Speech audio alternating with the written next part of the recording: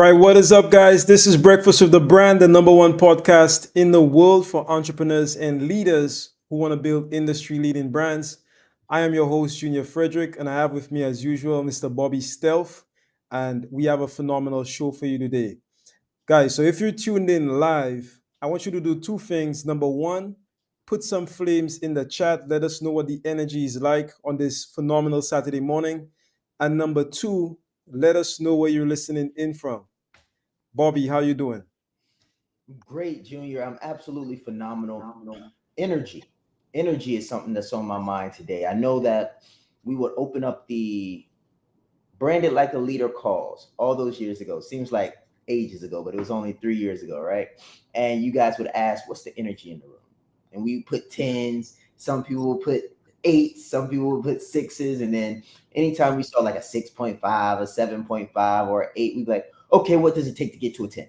What does it take to get to a 10? So that's how I feel this morning, just really energetic, a bit nostalgic, just reminiscing on the growth and the process and progress that I've made and that I know other people that's been watching this program have made over the years.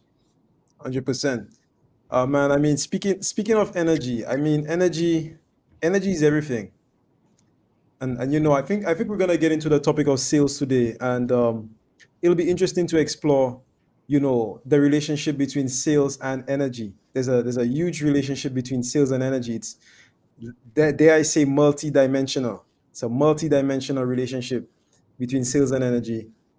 But before we get into that, I do want to send a quick shout out. I see Tia. So Tia is coming from New Jersey. Shout out to Tia Rogers.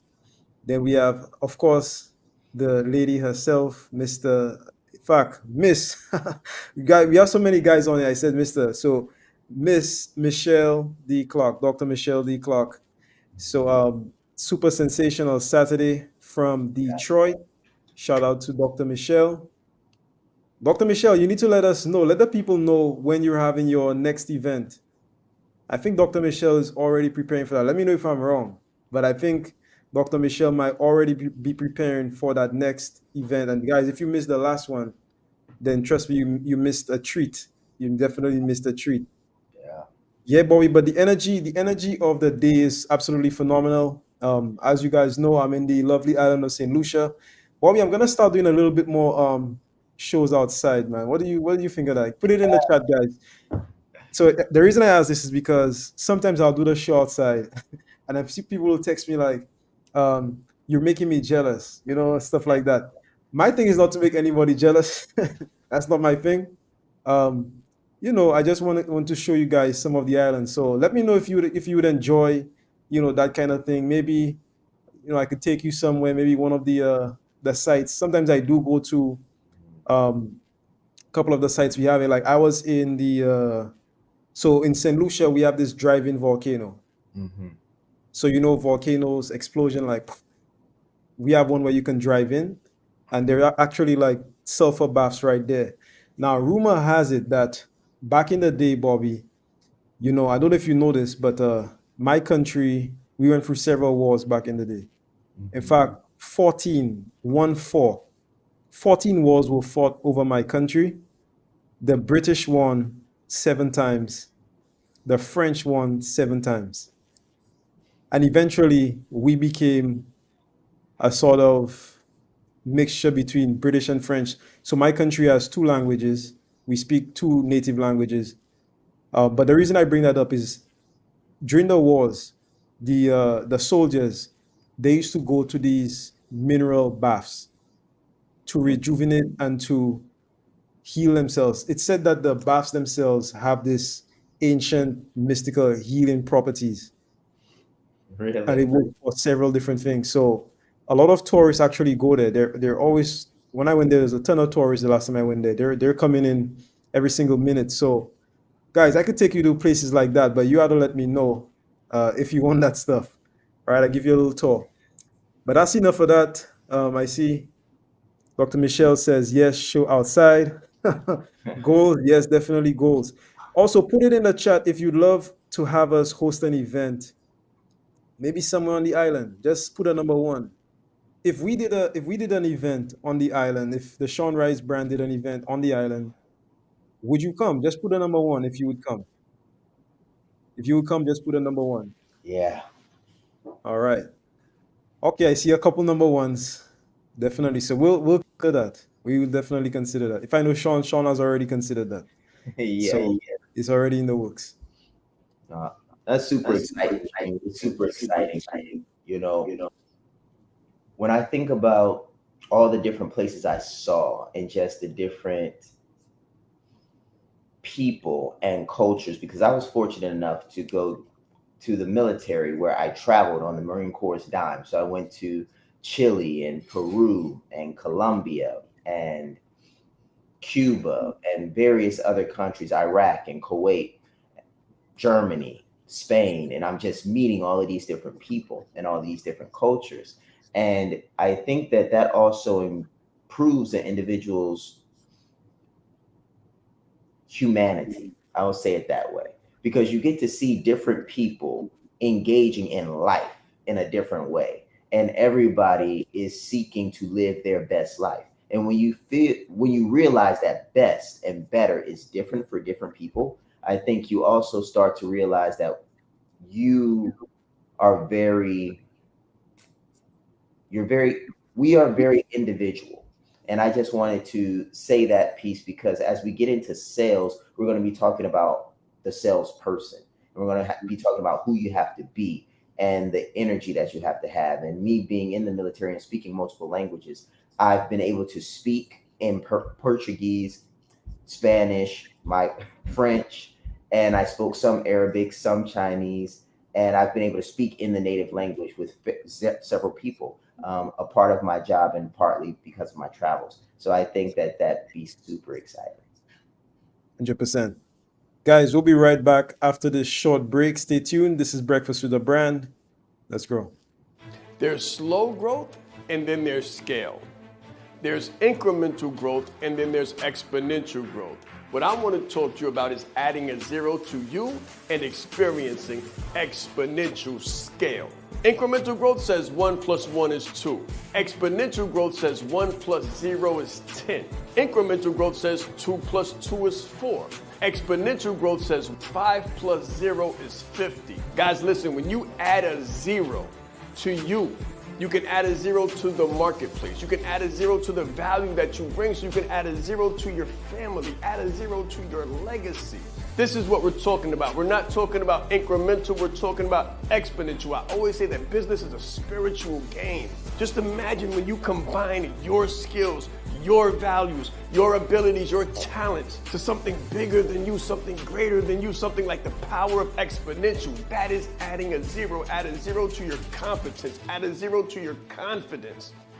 This is about adding a 0 in your life, your value, your industry, and your mission. Let's grow.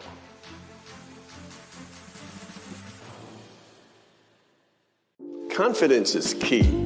Most of the people I work with, they have the education, the experience, and the expertise. We call those the 3 E's. But they're looking for the 3 I's, the income, the impact, and the independence. And I always tell them that the bridge between the 3 E's and the 3 I's is marrying your confidence to your competence. Most of the people I work with, again, have all of the competence in the world. What I help them do is get the confidence.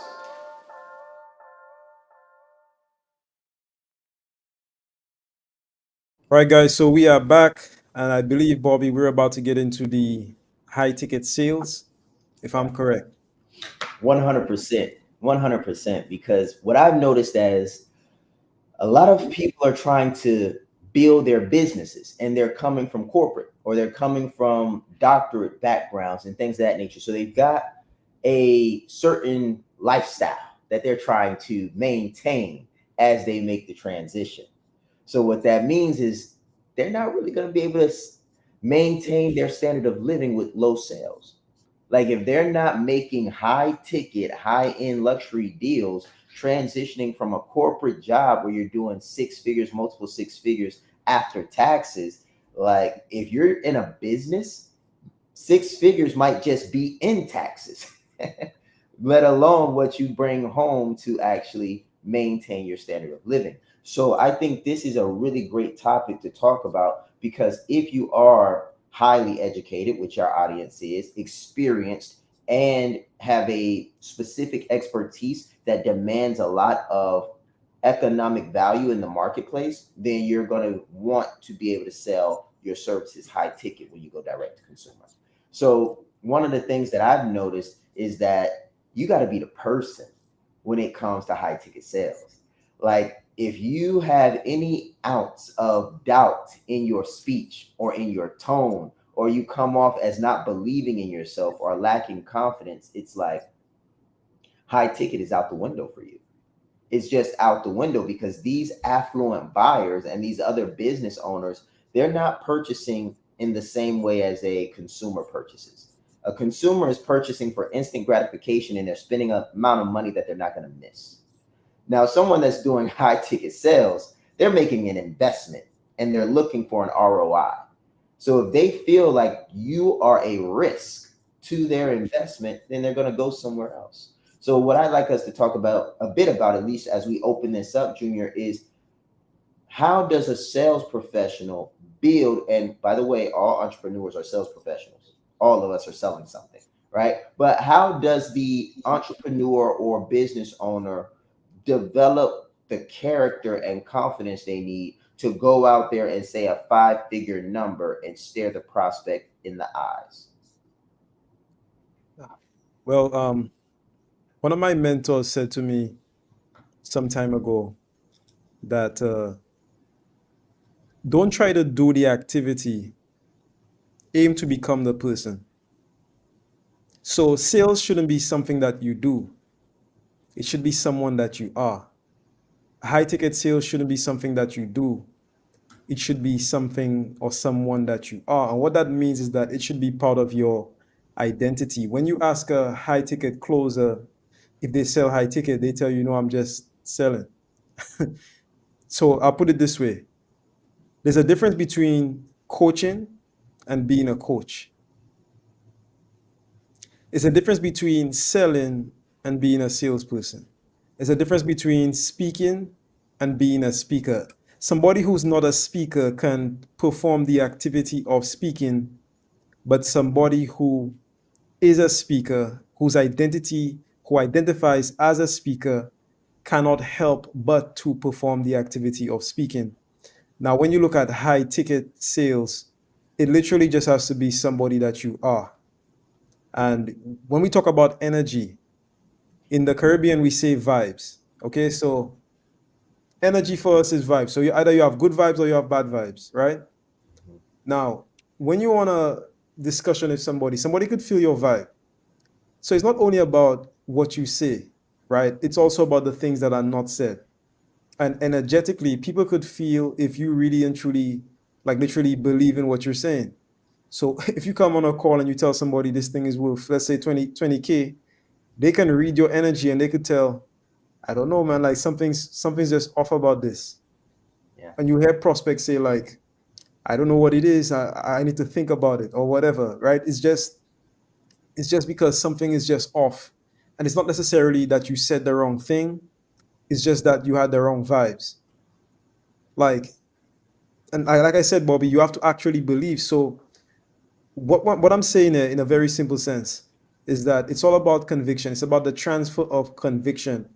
And if you're 100% convicted in what you're selling, it's literally like going downstairs, going to the fridge, opening up the fridge and picking up a glass of water. That's it. And if it's not like that for you, then it means that there's some chink in your identity that is preventing you from saying those high prices. And that, Junior, is something that a funnel can't fix, you know? Like, it can help. Like, if you get a funnel and you don't have to engage with the person, then sure. They never meet you. And as long as your product is properly copywritten and well positioned in the marketplace and you have some kind of brand, then maybe you can make a few sales just through a funnel. But the reality is, if you're trying to spend, or you're looking to do business with someone that is spending significant amounts of money, they want to talk to someone. And the someone that they talk to is likely going to be you if you are in that development and building business stage. And a lot of people are at that stage, even if they're making seven figures. I know many CEOs that have seven-figure businesses and they are still selling their product just at a very high level. And they still have sales professionals under them. So what do I say that for? I say that to say you can't get away from becoming the person. And that's something that is unavoidable. So another thing that I wanted to share was my experience yesterday.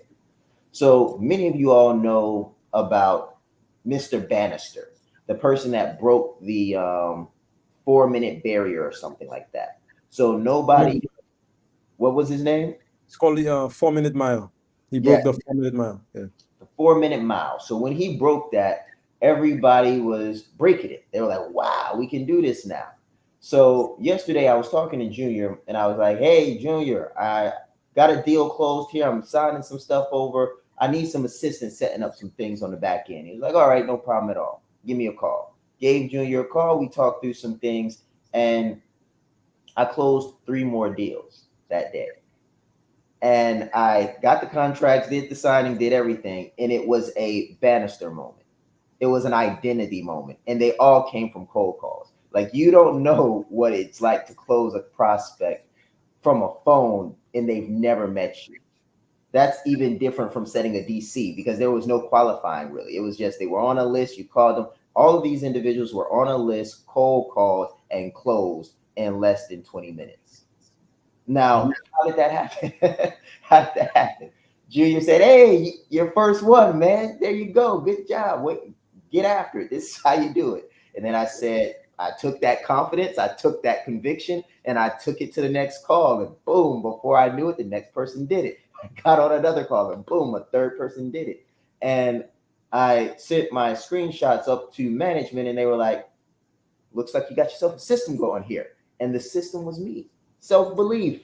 It was just like, okay, it's doable. And I took that conviction and I conveyed that conviction over the phone with enthusiasm and authenticity, and people were signing contracts. So it is really just that simple. Sometimes it's just a shift in frequency. And when you get the first one, the next one is a little bit easier, and the next one is a little bit easier. So, Junior, have you ever found yourself hit a run? Like you close a deal and then you get the juices going, and then everybody else that gets on the phone are just closed from that Oh energy? yeah. Oh yeah, man, definitely. In fact, I I experienced that my first weekend in closing. So I started closing on a I think it was a Friday. That was a couple years, maybe I don't know, a couple years ago. And when the first person said yes, I said, okay, I have something going here. Second person said yes. I said, all right. The third person said yes. I said, okay. Then I'm like, okay, where's the next one? So I'm like, okay, where's the next person? And then fourth person said yes. And I'm like, okay.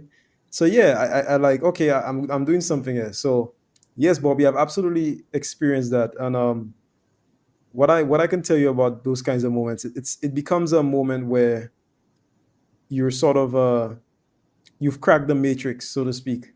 It feels like you've cracked the matrix. It feels like you've you sort of exist outside of the world, and you could see all of the lines in the matrix, and you're just chilling like what's his name, Morpheus. And Yeah, you could come in, you could enter the matrix, and then you could just come out when you feel like, and you could chill, and then you could put on your glasses, enter the matrix again. That's what it sort of feels like.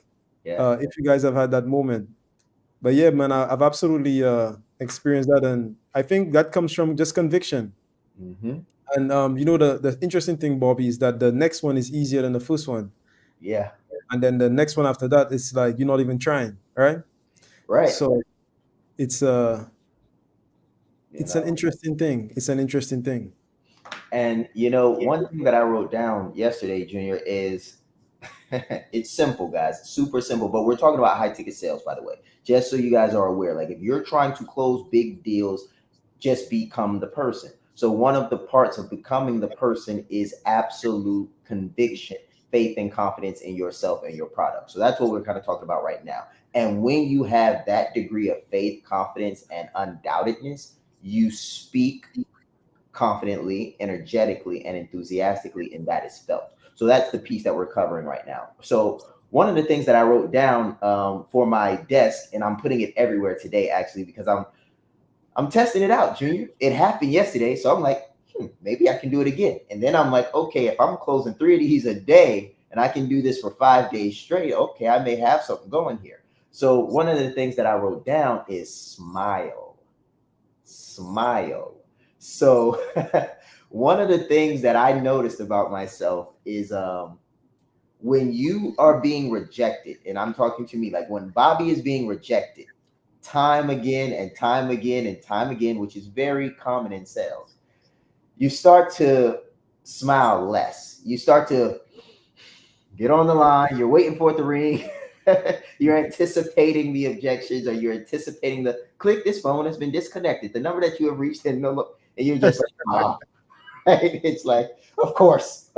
And now you just got this negative energy about you. And when someone actually does pick up the phone, you're like trying to get your face right so you can actually say something that sounds appealing. So what I've done and what I've learned is smile through everything. So that's what I did yesterday. Like as I was putting in notes, this number does not work. And I was like, oh, look at him. I tell you something. And then I dialed the next number and I heard it ring and it said, click, this number is disconnected. I'm like, oh man, another one. I tell you something. And then I just kept smiling through the entire intentionally. Like I felt my face muscles getting heavy. I'm like, oh my gosh, my face hurts. But the moment that that prospect answered the phone, I was enthusiastic, motivated, hitting them with all the energy that I possibly could conjure, and then bow, it came off like a water hose, almost like a firefighter. It was like boom, they just got hit with all of this enthusiasm. And I wanted to share that with you because I have found that when I smile through the adversity and through like the missed calls, it's like a rubber band and it keeps pulling back. And the more I'm smiling through the rejection, it's like somebody's about to get it. So it's like the pressure is building up. And what I noticed was that when people pick up the phone and they say hello and I say, how you doing? Prospect name, this is Bobby Jackson, and I'm so excited to speak with you this morning. Like it's shock and awe. They're like, what? How is this person so excited? Like, why is this person calling me with all of this energy? So I just wanted to share that with you as I turn it back over to Junior to see what his take is on staying enthusiastic through the rejections, because you could be on calls, you could be texting DMs, but it's like after a while and you get like miss after miss after miss, it starts to drain the energy. So what do you do, Junior, when you're, going miss after miss and you're just waiting for that one? Because statistically, every no gets you closer to the yes. Definitely, Bobby. And I have spoken about this at length some time ago, but what I do is called weeding the garden of the mind. So weeding the garden of the mind, I want to paint a picture for everybody looking. So I want you to picture a garden. So imagine just a garden, maybe a lawn, maybe your lawn. So if you live in an area and you have like a nice little lawn in the front or the back of your house, just picture your lawn for a minute. Now, I'm going to assume that you take care of your lawn, right? Because you have to. But as well as I do, if you're looking to grow like grass, like get a nice hedge and get some grass on there, it takes a little effort. Like even with me, Bobby, I was doing something at the back of the house where I cleared a space and I planted some grass, like the grass that I wanted to grow there to develop a lawn. And the thing, it's still growing. It took a long time and it's still growing. It's almost like if you look at it, it looks like it has a lot of bald patches, but it's like growing slowly over time. Yeah. But check this out though. The weeds grow very fast. So in your lawn, weeds grow without your help. They don't need your help. They don't need your water. They don't even need sunlight. They just need to be there and Yeah. they're gonna grow, right? They just need to be there and they're gonna grow. They don't need encouragement. They don't need a motivational talk. They don't need water. They don't need your assistance. They're gonna grow. And it's the same thing for the weeds in your mind. When a prospect tells you no, you're like, okay, that's okay. When another one tells you no, you're like, Then another one tells you no. You're like, maybe they're onto something. They say, oh, your product is too expensive. I'm not so sure. When 5 people tell you your product is too expensive, you start to think like, hold on, maybe these people are onto something. Maybe it is too expensive. Maybe I'm the problem. Maybe it's not them. Maybe it's me. And what starts to happen is that little weed starts to grow in the garden of your mind. And you know as well as I do, the bad stuff grows faster than the good stuff. Now, I want you to imagine that you have 10 different objections. Number one, it's too expensive. Number two, I need to think about it. Number three, you're calling me too early. Number four, and you can go on and on and on and on. You could have like 10, 20 weeds, all from objections that you've gathered over the months, right? And Mhm. those things start to grow and germinate and proliferate faster than the good stuff. So, in order for you to maintain that good energy, maintain your good vibes, just maintain your state. It's about state management, Bobby.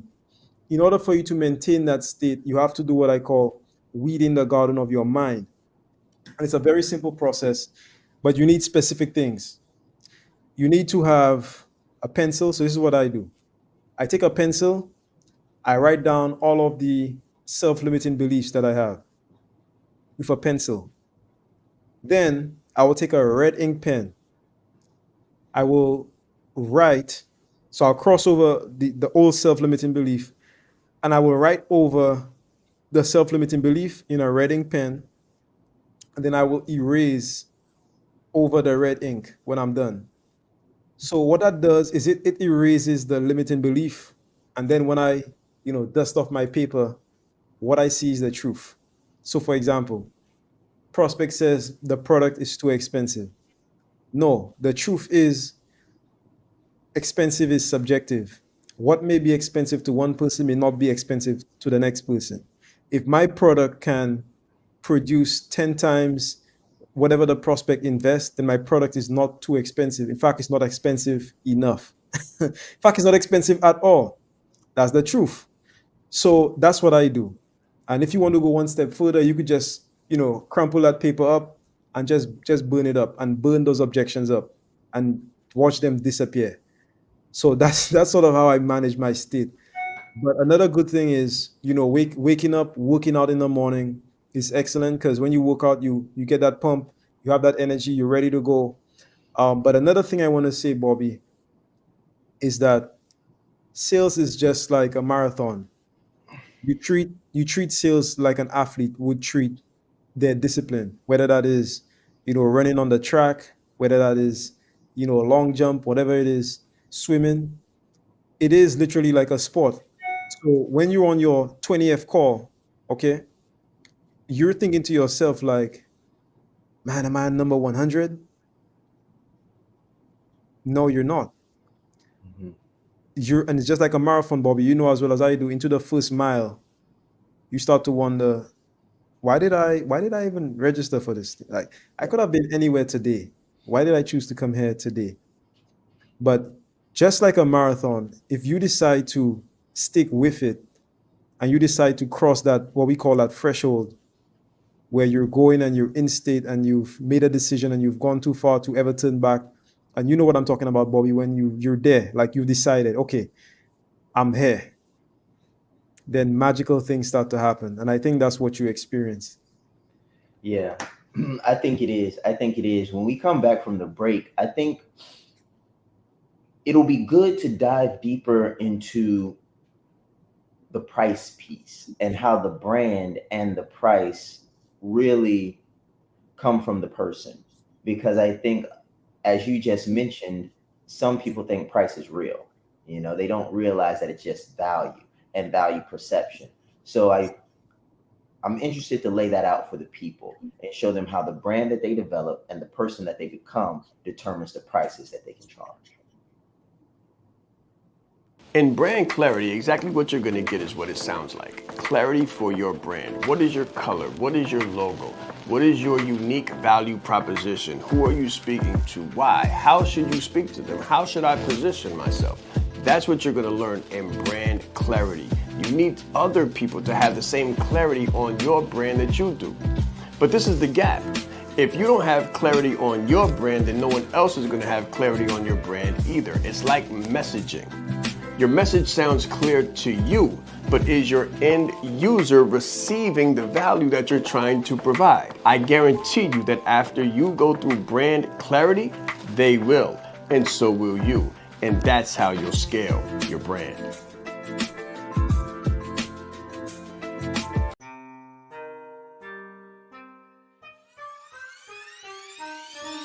The reason why I did this and what I do is help leaders to become brands and brand themselves. You train people how to treat you by how you treat yourself. I teach authenticity marketing. If people can take advantage of you, they will in your personal or professional existence. My biggest takeaway just from day one is you are the brand.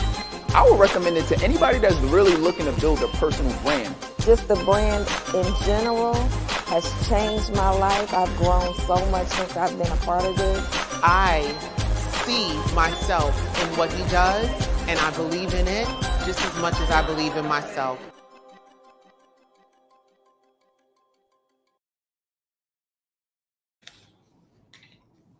All right, guys. So we are back. If you've enjoyed the show so far, go ahead and put some flames in the comments.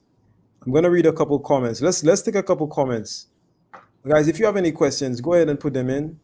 So I'll just read a few of these that I see. Tia says facts. Tia, tell us the facts. Which one are you referring to? We've said so many facts. Put it in the chat. Dr. Michelle says a funnel can't fix conviction. That is true. A funnel cannot fix conviction.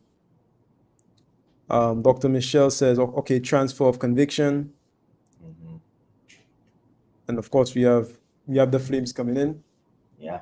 All right. So, yeah, Bobby, let's get into it. I believe we're getting into the branding. Remind me, is it branding and sales?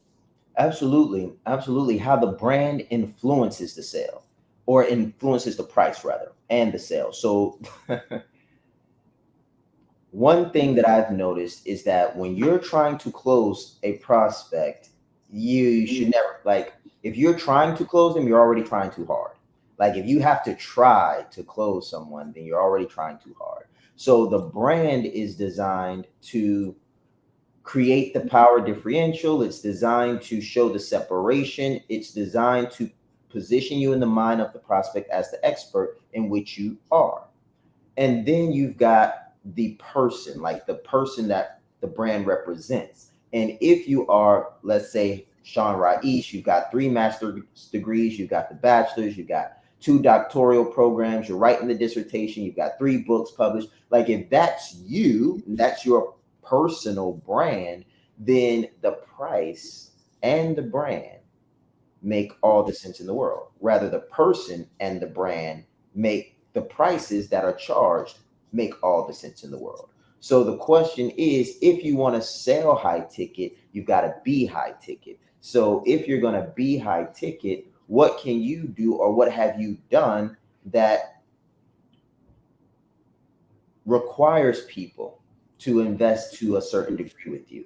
And that's the part that I think is going to be really excellent to talk about. So, like, to give an example, I've served 12 years in the United States Marine Corps. I got my education and background in finance and economics that was my concentration. And then I've grown businesses. I've owned them in 3 different states in the United States, and I've grown one of them by 400% revenue for 3 consecutive years. So if that's me as a person, and then I've got the brand, and if I say a number, they're like, okay, that makes sense. So Junior, in your experience, as you've built your own personal brand, you've been a part of the brand journey here with Shaan Rais and everything that the company's been building. What have you seen as we've increased prices? Because branded like a leader doesn't cost what it used to cost when I came in. The leadership leverage doesn't cost what it cost when I came in. So it's like every year the prices really double as the individual becomes more effective and more positioned in the marketplace as a leader. Well, what I've seen is that, so I'll put it this way. The outside is a reflection of the inside. What you don't have on the inside, you're not gonna have on the outside. And what that means is that if you want to increase your price, you should increase your value. And I mean your intrinsic value. So what about you is valuable? So Bobby spoke about his experience, 12 years as a Marine. That's valuable. What about you is valuable? And the great thing is you could always increase that value by investing in yourself. So one thing Sean said some time ago is that he invested like I think a quarter of $1 million in himself through education and stuff like that. I'm sure the number has gone up at this point, but he invested in himself to put the value in himself. So if you're looking to increase your price, like the actual question should be, what about me is valuable? And if you cannot identify something, or if you don't like ethically feel, because there's a big ethical thing here too, right, Bobby? Because anybody can just charge a high price, but you have to feel in your soul, like in your being, you have to feel good in your conscience about charging high prices. And I think that's where a lot of people sort of have they're afraid to do that.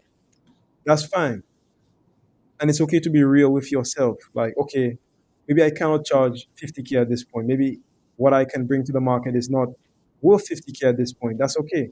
Start Mm-hmm. where you are, but then increase your value by increasing your education, increasing your training, increasing your competency, increasing your results. And then once you do that and you feel confident in yourself that I can ethically charge more money, and if you could, bring more value, which is the key, you know, money should be a byproduct of value. That's what I believe. If you could really and truly bring more value, then raise your prices. And if not, then build value in yourself first. Mm-hmm. Wow.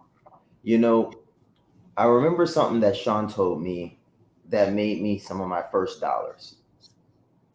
So when things started out, I was trying to sell a product that I at a price that I could not ethically command from the marketplace. In other words, I was saying 10K, 20K with my chest, but I could only really deliver like 5K, maybe 6K. So saying that number with my chest still didn't create the conviction necessary for me to fulfill that. So what Sean told me is he said, Bobby, if you are a five, sell to the fours and to the threes.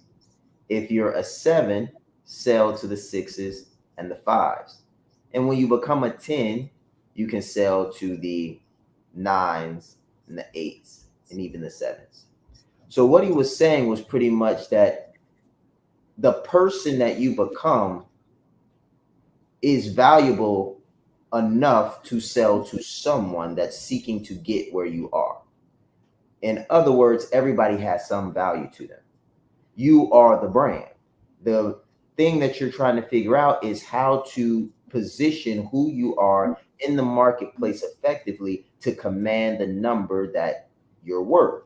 And as you become more and more valuable and you become more and more convicted of your abilities and your mission, the more effective you will be at commanding higher prices and saying bigger numbers. So if that's you right now, if you're like, man, I'm not really doing the 5-figure numbers right now. Like I don't have a product that I can confidently say is worth 5 figures.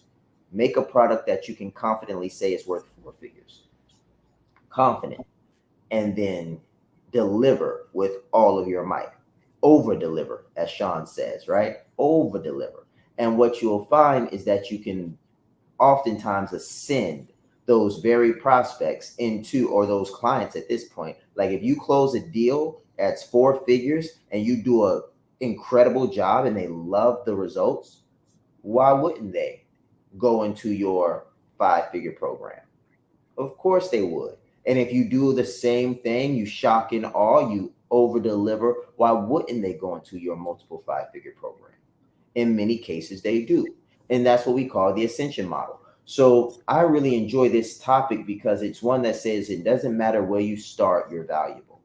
And the moment you learn how to package that value and present it to the marketplace, you start making money. So there's no cap on the amount of money you can make because there's no cap on the depth in which you can dig into your own personal story. So that's what I think about that side of the house. So as we're wrapping things up and we're going to the last end of the call, I'd like to know what some of you all in the comments are challenged with. Like what's the challenge? What's the thing that's stopping you from saying that big number? Is it not having the product?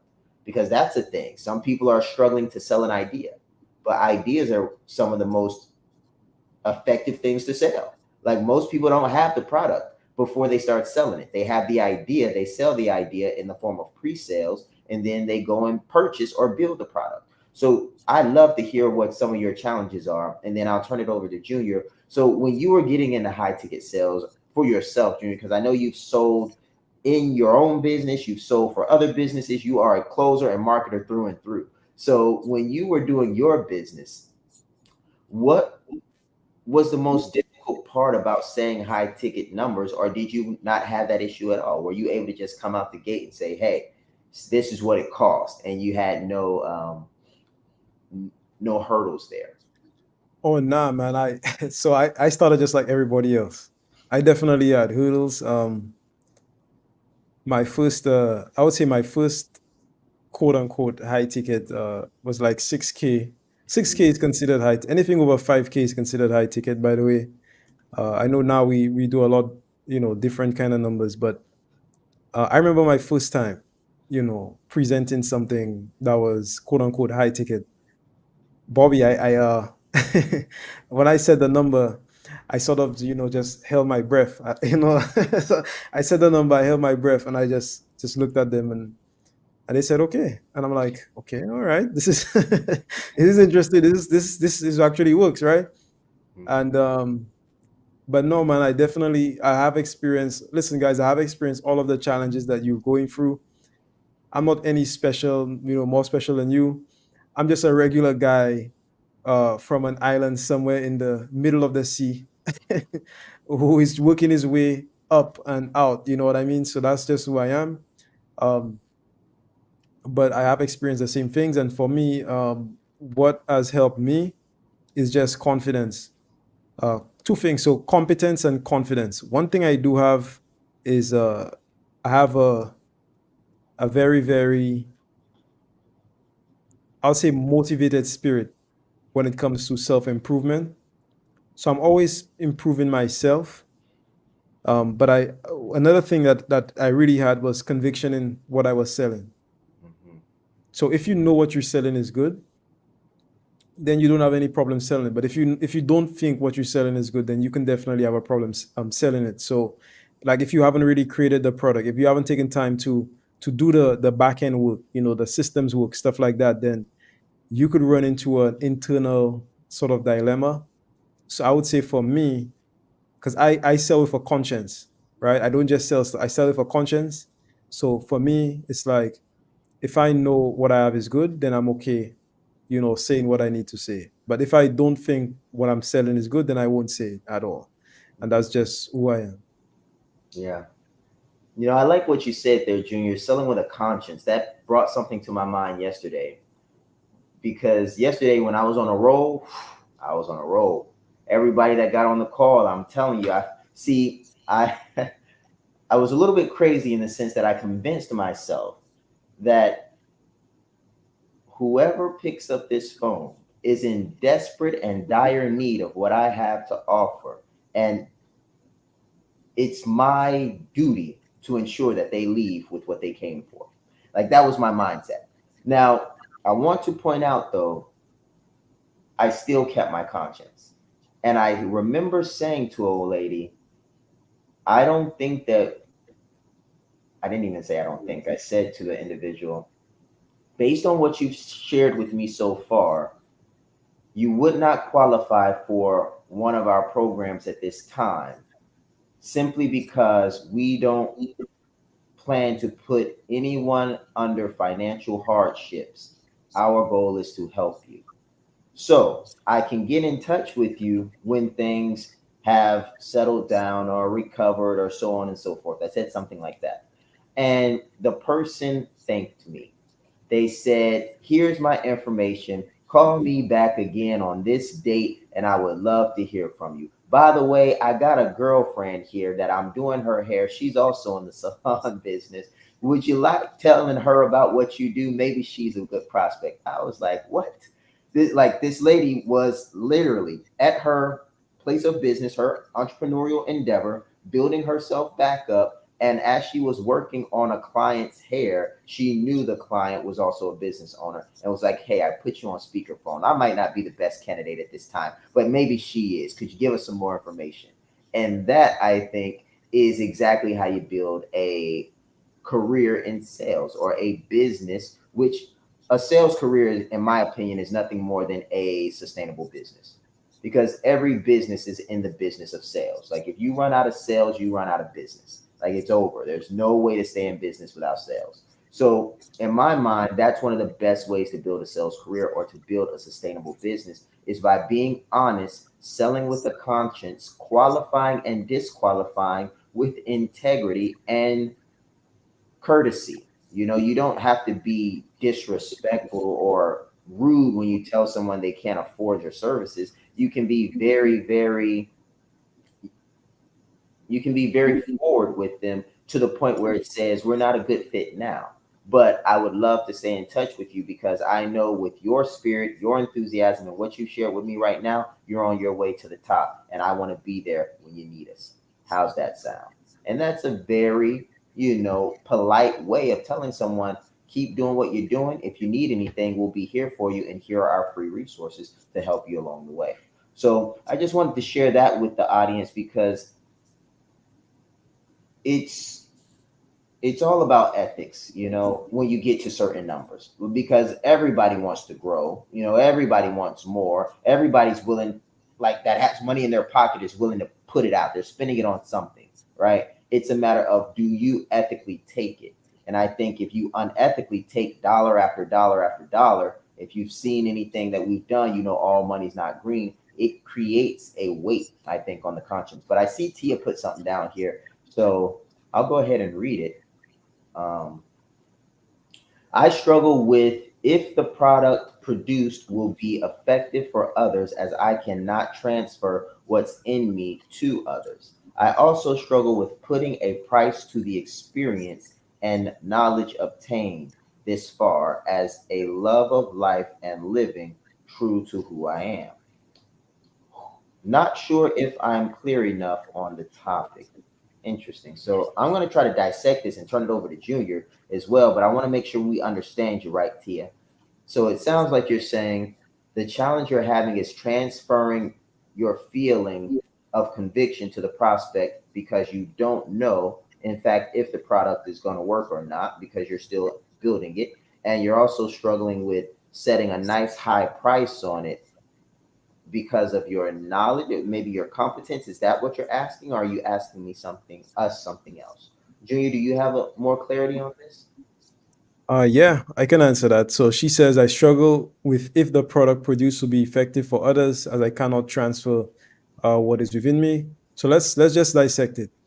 So Tia, so here, check this out. If you struggle with that, then most likely you just don't know. It's okay not to know. You just don't know. Hmm. And that's why we say marketing is a fancy word for research. So if you don't know, I would say give it away for free. Find a way to give it away for free. And then you'll know if it's effective. That's what I did. When I started, I gave away what I did for free.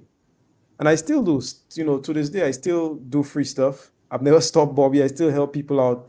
And then, I don't necessarily charge them. I don't charge for everything I do, even if I should. And I'm not saying that you should, but, I just help people out all the time. But if you're not sure, give it away for free. Find a way to give it away for free. Of course, if you're in like an actual product-based business where you have costs incurred, for producing whatever you produce, then I would say, give away samples. So that's why we give away samples. give away samples of your product, gather data, see if people like it, see if they don't like it, give them a feedback form after they try it. If you're doing a coaching business, run an accelerator program where instead of doing like 8 weeks, you do like 8 days, right? You do a mini version of it. And then at the end of the accelerator, you can give them a feedback form where they let you know what they like, what they don't like, what they think you can change, what they'd like to see, what they'd like to add, what they'd like to take away. What does the experience like for them? What value do they place on the experience? So I've done accelerator programs before, Bobby, and one of the questions I asked in my feedback form was, what value was this worth to your business? And then I put in a couple options. So I put in like 0 to 5K, 5K to 15K, 15K to 30K, 30K plus. And then I asked that question and I let people fill it out. And people will tell you what it's worth to them. And then that's how you go tier. You go based on data. So I would say find a way to give it away for free and then collect the feedback. Now, she says, I also struggle with putting a price to the experience and knowledge obtained thus far as a love of life and living true to who I am. Let me see if I can understand that. So she says, I also struggle with putting a price to the experience and knowledge. So she's saying the knowledge and experience she's gained thus far as a love of life and living true to who I am. Okay, so let's talk about price. How do you price something? Bobby, my my thing is I always try to do a price at 1/10 of the value. In other words, if I can help you generate 50K, to me, I have a right to charge you at least 5K. If I can help you generate 10K, I charge you 1K. If I can help you generate 100,000, you have to pay $1 million. That's the way it is. No, if you have to pay 10K, sorry. I multiplied there. Okay. But you guys get the point. So what I'm saying to you, Tia, is find out what value, in other words, what utility, value equals utility, meaning that if somebody uses your product, okay, what is the value, the monetary, if it's a kind of thing where you're helping them generate income, what is the monetary value that you're bringing to their business, either in the time that you save them or in the actual money that you can help them generate if they go through your steps. If you can confidently assess the situation and say, well, I can help somebody generate $100,000 if they go through my product or my program, you have a right to charge at least 10K for what you do. If you can confidently say that I can help somebody save, let's talk about time. If I could save somebody 100 hours, okay, what is 100 hours worth to them? And then you charge that, right? If you could create a phenomenal experience, what is that experience worth to them? And then you charge based on that. So that's how you price. So you price based on value, but I use a rule of 1 to 10. This means that if you buy something from me for $500, you're getting like $5,000 worth of value. That's what I do.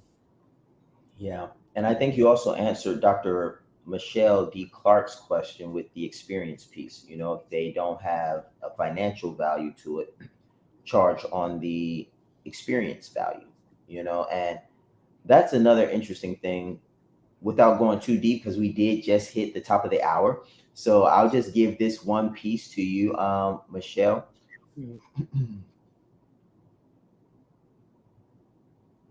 People, there's this thing called willingness to pay.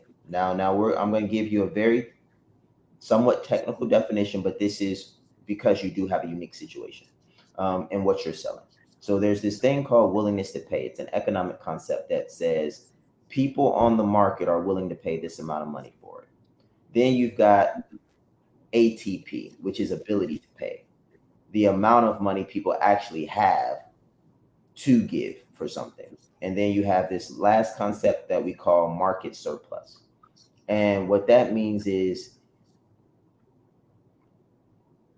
Are you able to produce the experience at a profit? And are they able to purchase the experience at a discount? Now, what this means, and again, this is like technical finance and economics pricing, but because you're not able to just say, hey, this is the economic value of it, like this is how you actually price it economically and business wise from finance theory and finance execution. So you would say to yourself, it cost me $500 to produce the experience. Okay. And the prospect or avatar is willing to pay $1,500 for it. Now, what this tells us is that the market surplus is $2,000, meaning $2,000 is the amount of value. So if you were to charge them the whole 1,500 that they're willing to pay, then they would get no value, no discount, so to speak. They pay their max, and you would get a surplus of 1,000 because you're getting a return of $1,000 on top of the 500 that you've already recouped. So what you would normally do is you would figure out what they're willing to pay. You figure out what it would cost you to produce it, and then you would simply subtract to find out what a profit margin would be for you to consistently, one, grow your organization, and two, continue providing services. I know that was a bit technical, but that's like the actual through and through way that I would price something as a CFO in your situation. Right. And I have a let me break that down because I'm not a CFO. All right. And I imagine that a lot of people are not, and they may need something that is a little bit more, rudimentary, like not so techy, right? So I would say another way to look at it, Dr. Michelle, find out what it costs you to produce the experience, like Bobby was saying. So in other words, I know you do retreats. So what did it cost you to actually do the retreat? And then you want to be able to charge, and that's per person, right? And then you want to be able to charge uh I would say between 3 to 5 times what it costs you to do the experience per person. So if it costs you $500 to produce per person, you're looking to charge between 1,500 to 2.5 for the experience. Anything between there, you should have enough money to pay for the experience for the person because you have to pay for them. Then you should have enough to pay for like business expenses, overhead, stuff like that, and keep a little bit of profit for yourself if you just use a 5x multiple. So you'll be able to pay staff, pay for that person, pay for the business expenses like CRM, software, because we don't think about those things when we do events and stuff like that. We don't think about that stuff. We think about like just, the event, but there's, your business has a CRM, your business has a website, your business has all of these other things that need to eat, right? And then after all of those things get fed, then you get a profit. So charge, anywhere between 3 to 5. If you can get 5 times, then you can never go wrong with five, because five times what it costs you will allow you to pay for the experience. It will also allow you to um, pay for all of your other overhead and all of your expenses in your business with regards to that experience, and then you'll have a profit for yourself as well. Yeah, that's beautiful, Junior. I love that. I love that approach too. And I'll share that one with more people because I definitely think a lot of people can resonate with that. 5X and push, 5X and keep it pushing. I think That's that's what I do, man. If that's how it is. You can't go wrong because you could pay for ad spend. Because check this out, there's marketing involved. So you have to market the event. You have to pay for your CRM. You have to pay for the website where you market the event. You have to pay for the people that are coming to help you out. If you have people like staff and stuff like that, you have to pay to get them there. There's a lot of expenses that you don't even think about. I guarantee you, if you charge 5 times whatever it costs you to do for one person, you'll be able to cover all of that and then still have something for yourself. yeah. And once you've done that a few times, come see me and I'll show you what to do with the rest of it. All right. All right. All right, guys. So this has been a phenomenal conversation as usual. Um, Listen, let me just make a quick announcement. So, quick announcement, and you'll be hearing a lot about this next week. We're going to be having a webinar on May 17th. So look out for that. Look out in your emails. Look out on Shaan's social media profiles, and then you'll hear a lot more about that. Also, as a reminder, we will not be on Monday at 8. Like I said, I think I announced this earlier this week, on Thursday, I think. So no Breakfast with the Brand live on Monday. We will be playing a recording, so you guys can tune in and you could, look at it again. We say in my country, if it's nice, you have to do it twice and sometimes thrice. So we will be playing a recording for you at 8. But then we will be resuming live after that. So just be on the lookout. Again, thank you so much for being with us. This has been amazing as usual, and have a phenomenal day. Let's grow.